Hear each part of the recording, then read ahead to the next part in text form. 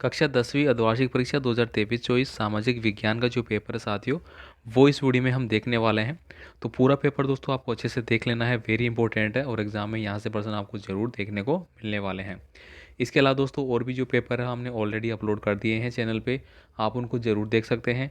अगर आपको ऐसे सर्च में नहीं मिल रहे तो आपको अलग से प्लेलिस्ट मिल जाएगी 10th क्लास के लिए, ठीक है। वहाँ पे आपको सभी पेपर मिल जाएंगे। तो चलिए यहाँ पे मैं स्टार्ट करता हूँ। स्टार्ट करने से पहले रिक्वेस्ट ज़रूर रहेगी, अगर आपने चैनल को सब्सक्राइब नहीं किया तो प्लीज़ सब्सक्राइब ज़रूर कर लेना। और साथ ही साथ आप सभी को बता दूं कि बोर्ड की ओर से आपकी परीक्षाओं के रिगार्डिंग मॉडल पेपर है वो जारी कर दिए गए हैं। वो भी आप हमारे टेलीग्राम और व्हाट्सएप ग्रुप से डाउनलोड कर सकते हैं। साथ ही साथ इसकी जो ऑफिशियली वेबसाइट है आरबीएससी की, वहाँ से भी आप कर सकते हैं। तो चलिए अपन यहाँ पे फर्स्ट स्टार्ट करते हैं। आपकी हाफ ईयरली एग्जाम के लिए कौन से प्रश्न आपके आ रहे हैं। यहाँ पे देखिए पहला क्वेश्चन आपको पूछा जा रहा है, सविनय अवज्ञा आंदोलन है वह कब चलाया गया था। तो सविनय अवज्ञा आंदोलन है वो दांडी यात्रा से रिलेटेड है। तो ये 1930 को चलाया गया था, ठीक है, ये आपको याद रखना है। इसके बाद देखिए जर्मनी का रुष्ट रूपक था। तो यहाँ पे हो जाएगा हमारा option number C, Germania. Next देखिए यहाँ पे अगला है, संयुक्त राष्ट्र संघ का मुख्यालय कहाँ पे स्थित है। तो कमेंट कर देना भाई लोगों कहाँ पे है, चार ऑप्शन आपके सामने है। इजी क्वेश्चन है इसलिए आपसे कमेंट चाहता हूँ। यहाँ पे देखिए हिंदी स्वराज पुस्तक के लेखक कौन है। तो हिंदी स्वराज पुस्तक के जो लेखक है वो महात्मा गांधी जी हो जाएंगे। तो ऑप्शन नंबर सीट पे टिक कर लेना है। लोहा अयस्क किस प्रकार का संसाधन है। तो लोहा अयस्क दोस्तों वह अनवीनीकरण संसाधन में शामिल होता है। तो ये आपको टिक करना है। इसके अलावा दोस्तों अगर कोई भी क्वेश्चन बाय द वे गलत हो जाता है तो आप कमेंट कर सकते हैं बेझिझक, कोई दिक्कत नहीं है, ठीक है। तो थोड़ा सा ध्यान रखना भाई, डोंट माइंड। यहाँ पे देखिए अगला क्वेश्चन है, पंजाब में भूमि निम्नीकरण का निम्नलिखित में से मुख्य कारण क्या है। तो ये है वहाँ पे अधिक सिंचाई के कारण, ठीक है। तो ऑप्शन नंबर बी आपको टिक करना है। इसके अलावा दोस्तों आपसे रिक्वेस्ट रहेगी, अगर आपने हमारा व्हाट्सअप ग्रुप के लिए जो नंबर अगर आपको नहीं मिल रहा है तो वो हमने यहाँ पे मेंशन कर रखा है। तो ये नंबर आप देख सकते हैं और यहाँ पे आपका कोई भी कमेंट है वो कर सकते हैं, ठीक है। इसके बाद देखिए अगला जो मेरा क्वेश्चन है, श्रीलंका कब संयुक्त स्वतंत्र राष्ट्र बना, ठीक है। इसका भी आपको कमेंट करना होगा भाई, ठीक है। यूरोपीय संघ का मुख्यालय कहाँ पे। तो ये आपका बुर्सलेस हो जाएगा। एक वस्तु का अधिकांशतः प्राकृतिक प्रक्रिया से उत्पादन किया गया है तो वह किस क्षेत्र में आएगी। तो वो आएगी हमारी प्राथमिक क्षेत्र में। किस में आएगी, प्राथमिक क्षेत्र में। अब देखिए प्राकृतिक रूप से हम कृषि कार्य करते हैं, ठीक है। और कृषि कार्य भी मेरा किस में आता है, उत्पादन की श्रेणी में आता है। तो उसको भी हम किस में रखते हैं, प्राथमिक क्षेत्र में रखते हैं। विदेशी व्यापार किन के मध्य होता है। तो दोस्तों विदेशी व्यापार है वो दो देशों के मध्य होता है। सार्वजनिक और निजी क्षेत्र किस आधार पर विभाजित किए जाते हैं। तो दोस्तों ये किस पे आधारित होते हैं, ये उद्यमों के स्वामित्व पे आधारित होते हैं, ठीक है। तो ऑप्शन नंबर बी आपको टिक रखना है। चिपको आंदोलन सुंदरलाल बहुगुणा द्वारा उत्तराखंड के किस जिले में चलाया गया था। तो दोस्तों ये चलाया गया था आपका चमोली जिले में, ठीक है। तो ऑप्शन नंबर ए है वो आपका सही आंसर रह जाएगा यहाँ पे। हमारे देश में आधे से अधिक जो श्रमिक है वो किस में लगे हुए हैं। तो वो लगे हुए हैं भाई साहब, एक मिनट, वो लगे हैं हमारे कृषि कार्य में, ठीक है। तो आपको यहाँ पे क्या बढ़ देना है, कृषि कार्य, ठीक है। इसके बाद देखिए अगला है, डैश डैश करके आपको दिया गया है, केंद्र सरकार की ओर से करेंसी नोट जारी करता है। तो कौन करता है भाई, आरबीआई की ओर से जारी होता है। जनजातीय क्षेत्रों में किससे बहुत अधिक वनों का विनाश हुआ है। तो किससे होता है वो, आग लग जाने से हो सकता है, ठीक है। या अधिक वनों का विनाश तो इसी कारण हुआ है।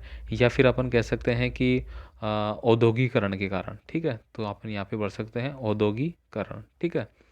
इसके बाद देखिए यहाँ पे अगला है, औसत आय को और कोई सी आय भी कहा जाता है। तो उसको अपन बोलते हैं प्रति व्यक्ति आय, ठीक है। क्या बोलते हैं, प्रति व्यक्ति आय बोलते हैं भाई। जब किसी कार्य में आवश्यकता से अधिक व्यक्ति लोग रहते हैं तो उसे कहा जाता है। तो उसको अपन क्या बोले आवश्यकता से अधिक लोग उसमें लगे हुए हैं उसको बताना है। इसके बाद देखिए परिसंपत्तियों जैसे भूमि, वन, मशीन और अन्य उपकरणों की खरीद में व्यय की गई जो मुद्रा है वो क्या कहलाती है। इसके बाद देखिए अति लघुतात्मक प्रश्न आएंगे जिसमें कि नारीवाद आंदोलन हो गया, प्रति व्यक्ति आय को समझाना है जो कि हमने अभी बात करी, इसको अपन राष्ट्रीय आय भी बोलते हैं। 3 राज्यों के नाम बताइए जहाँ काली मृदा पाई जाती है।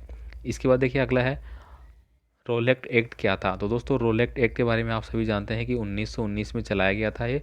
और इसमें दोस्तों एक कानून व्यवस्था की बात थी जिसमें कि बहुत सारे जो नेता थे शामिल थे, लेकिन भारतीयों को इसमें शामिल नहीं किया गया था। इसके अलावा दोस्तों जो भारतीय लोग थे जो आज़ादी के लिए लड़ रहे थे उनको बिना वकील बिना दलील के जेलों में डाला जा रहा था। जैव और अजैव संसाधनों में आपको अंतर बताना है। बांगर व खादर मृदा में अंतर आपको बताना है, रट लेना भाई। कक्षा 9 और कक्षा 10 में तो फेवरेट है, ये आता ही आता है।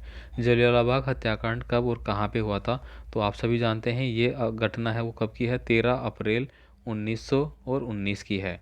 और ये कहाँ पे हुआ था? अमृतसर में। ठीक है, अमृतसर कहाँ पे है? पंजाब में। ठीक है, तो ये सारी बातें आपको नोट रखनी है भाई। कृष्णा गोदावरी किन किन विवादित राज्यों से संबंधित है? बहुराष्ट्रीय कंपनियां किसे कहते हैं? सत्याग्रह के विचारों का मतलब बताना होगा। मोरियन और जर्मेनियम कौन थे? भारत में कोयले के वितरण का वर्णन है वो आपको यहाँ पे करना होगा। चावल की खेती हो गई। आधुनिक लोकतांत्रिक, ये आप रट लेना भाई, आधुनिक लोकतांत्रिक का। ठीक है, दबाव समूह और आंदोलन जो राजनीति थी इसको किस प्रकार से प्रभावित करती है। इसके बाद देखिए यहाँ पे सामाजिक विभाजनों की राजनीति के परिणाम तय करने के लिए 3 कारणों की चर्चा आपको करनी है। किन्हीं 5 परिणामों का उल्लेख कीजिए जहां लोकतंत्र असफल रहा है। अब लोकतंत्र आप जानते हैं जनता का द्वारा जो शासन होता है उसी को लोकतंत्र कहते हैं। वर्तमान में आपने देखा होगा कि मुख्यमंत्रियों के लिए चुनाव हुए थे जिसमें कि राजस्थान भी शामिल था। ठीक है, तो ये आपको यहाँ पे बताना होगा। महात्मा गांधी के सत्याग्रह पर एक आपको निबंध लिखना होगा, जो आपको अच्छा लगे उस पर आप लिखिए। तृतीय क्षेत्र, दोस्तों तृतीय क्षेत्र क्या होता है? मेरा संचार माध्यम होता है। संचार जो क्षेत्र होता है, यानी कि अगर हम मैं वर्तमान की बात करूँ, जो IT का क्षेत्र है, यानी कि अभी आप वीडियो देख रहे हैं यूट्यूब पे, ये भी क्या है? IT का माध्यम है, ये भी एक संचार का माध्यम है। ठीक है, तो इसी में तथ्य क्षेत्र में ये शामिल होते हैं। सत्ता की साझेदारी के किन्हीं 3 रूपों का वर्णन आपको करना है। स्वामित्व के आधार पर संसाधनों के वर्गीकरण आपको बताने हैं। ठीक है, स्वामित्व के आधार पे, जैसे कि अभी अभी हमने बात करी थी, स्वामित्व के आधार पे क्या किया जाता है? किसी चीज़ को निजी और सरकारी घोषित किया जाता है। ठीक है, तो वो इसी में शामिल है। इसके बाद देखिए भारत में सार्वजनिक वितरण प्रणाली की 6 कमियां बतानी है। अब महामन्नी 1929 के कारणों की व्याख्या करनी है। प्रच्छन्न बेरोजगारी क्या होती है? शहरी लोगों में किस प्रकार से देखी जाती है? ये आपको यहाँ पे टिप्पणी लिखनी है। साथ ही साथ जो मौसमी बेरोजगारी है वो भी आपको देखने चलता है। दिए गए मानचित्र में, यानी कि जो भी मानचित्र आपको दिया जाएगा उसमें कुछ प्रश्न रहेंगे जिनको आपको इंडिकेट करना होगा। ये सब चीज़ें आप देख लो। तो ये दोस्तों कक्षा 10वीं के लिए सामाजिक विज्ञान का बहुत इंपॉर्टेंट पेपर है जो कि मैंने यहाँ पे बताया है। और ये ऐसा कैसा पेपर आपको एग्जाम में बहुत सारे प्रश्न देखने को मिलने वाले हैं। तो आपसे रिक्वेस्ट है दोस्तों, आप चैनल को सब्सक्राइब जरूर कर लेना और वीडियो को लाइक कर देना। जो भी पेपर आपके हो रहे हैं तो आप हमें व्हाट्सअप भी कर सकते हैं या फिर आप हमें टेलीग्राम पे भी भेज सकते हैं ताकि ज़्यादा से ज़्यादा छात्रों तक उसको पहुँचाया जा सके। मिलते हैं अगले वीडियो में। धन्यवाद।